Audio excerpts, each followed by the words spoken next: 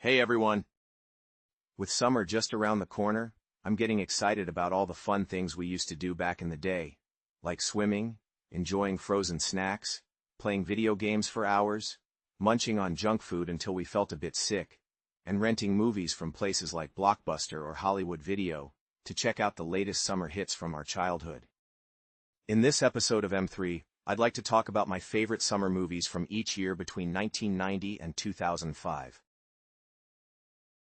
Let's start with the 1990s. My top summer movie from that year is definitely Back to the Future Part 3. I've been a huge fan of the Back to the Future series ever since I first experienced the ride at Universal Studios Florida, about 25 years ago. While some people think the third movie isn't as strong because it focuses more on one specific time period, I still really enjoy it because it wraps up the story that began in the first film. What about Bob? Many people have different opinions on their favorite Bill Murray movie. Some might say Ghostbusters, while others might choose Caddyshack. However, for me, my all-time favorite has always been, What About Bob? I first discovered this film on Netflix over 10 years ago, back when streaming services were just starting to become popular, and I fell in love with it. What I really enjoy about the movie is how Bill Murray's character, Bob, seems to make his therapist, Dr. Leo Marvin, completely lose his cool. It's not just a simple story. It's filled with humor that kept me laughing throughout. Overall, it's a fun film that always brings a smile to my face. Honey, I Blew Up the Kid. I've been a huge fan of Honey, I Shrunk the Kid since I was a regular-sized kid. I still remember how magical it felt watching the first two films for the first time. I often imagine myself as a tiny person exploring the world from the perspective of those movies. It takes me back to my fun trips to Disney's MGM studios as a child. Anyway, I love the idea behind the latest installment. In this film, Wayne and Diane's youngest child, Adam, accidentally interacts with his dad's invention that can shrink things. This leads to some hilarious and chaotic situations in Las Vegas. It's fascinating to think about how an unaware child can create so much mayhem in a vibrant city like that. Jurassic Park. The 1990s were a golden age for anything related to dinosaurs, from shows like Barney to the character Baby Sinclair. It was also a great time for big movies, and Steven Spielberg jumped at the chance to create a legendary film about a theme park filled with dinosaurs that went horribly wrong. I remember having so much fun watching Jurassic Park when we rented it, especially since I was really into that lovable purple dinosaur back then. My favorite movie from 1994 is The Lion King. I still remember watching it for the first time on VHS. The story really captivated me. The writers did a fantastic job of mixing funny parts with more serious moments, making the film both enjoyable and emotional. Clueless. Some consider Clueless to be a chick flick. But I think the humor cuts across lines of gender and even generation. In this fun movie, we follow a high school girl named Cher, who gets involved in a lot of activities, like playing matchmaker for her teachers, and giving a new girl a stylish makeover. However, things take a turn when she goes through a couple of relationships before finding herself with Paul Rudd, who, by the way, looks just as great now as he did back in the 90s. Even though the film is mostly a comedy and doesn't have many serious moments, the cast delivers fantastic performances, and the writing is truly enjoyable. I particularly love the opening scene. The music sets an exciting tone for the movie, and the rest of the soundtrack is just awesome. I remember a special movie night with my parents when we rented Harriet the Spy. We had such a great time watching it. I hadn't seen the film again until the night Michelle Trachtenberg, the actress who played Harriet, passed away.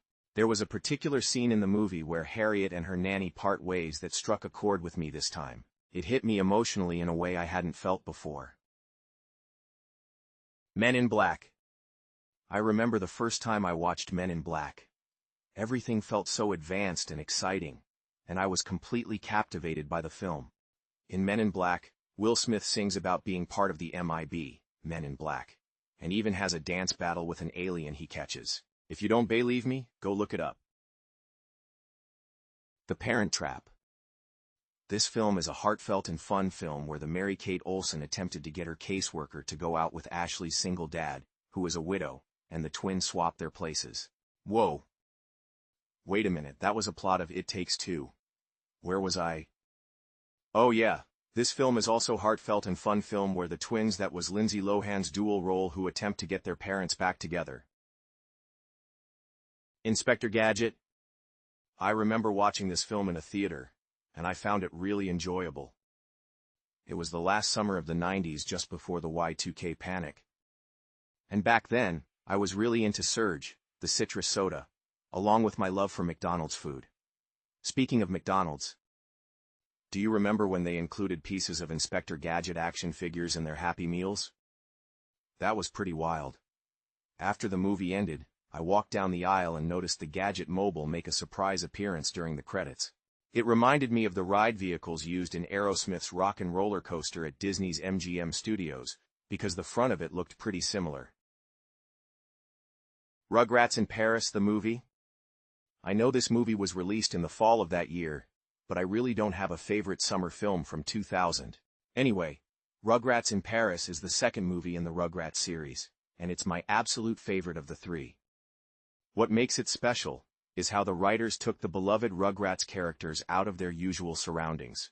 In this film, they encounter the president of Euro-Reptarland, who wants to marry Chucky's dad for her own benefit. It really amazed me when the babies took control of the Reptar robot and marched through the City of Love. Well, babies gotta do what babies gotta do. Shrek. Although I didn't get to see Shrek in theaters, I remember how much it was promoted everywhere. From Burger King to various green dipping sauces and even video games.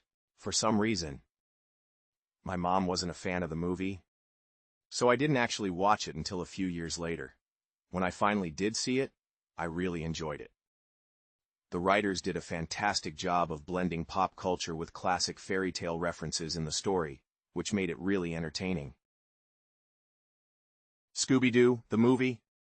Out of the 9,635 Scooby-Doo movies, this one is my all-time favorite for a few reasons. First, I appreciate the casting director for finding 4 actors who fit perfectly into their roles. It felt like I was truly watching the Mystery Inc. gang come to life. The costumes were amazing too. They made the characters look just like they do in the cartoon. Plus, the theme song for this movie is absolutely fantastic. Freaky Friday? I'd like to share something personal. Before I turned 13, I had a few famous celebrity crushes. Sadly, one of them passed away unexpectedly. And another is currently dealing with some mental health issues. 2 of my crushes have kept a low profile for over 20 years. Recently, I even made friends online with one of those childhood crushes. Thankfully, the rest are doing well, especially Lindsay Lohan. I find Lindsay really charming in this film. She's just so adorable. Oh right, where was I? I cannot wait for the sequel that is coming out in August. Yeah, that it. Lindsay Lohan does age fine like wine nowadays. Spider-Man 2. Here's an interesting fact. Spider-Man 2 was the first PG-13 movie I saw when I was about 9 years old. A few years earlier, I had been enjoying Spider-Man, the animated series, every weekend. Even though I didn't know much about comic books at the time. I thought that Spider-Man 1 and 2 were great adaptations of cartoons. Similar to Scooby-Doo and the Flintstones. I had a fantastic time watching the movie. However, it was a bit intense for my little brother, who was only 4 at the time. He got scared and started crying, so my mom had to take him out for a bit. Star Wars Episode 3, Revenge of the Sith. Our parents experienced the original trilogy. Our younger relatives got to see the sequel trilogy, and we grew up with the prequel trilogy. I remember all the promotions and merchandise when the prequel films were released, even though I never actually saw those movies in theaters.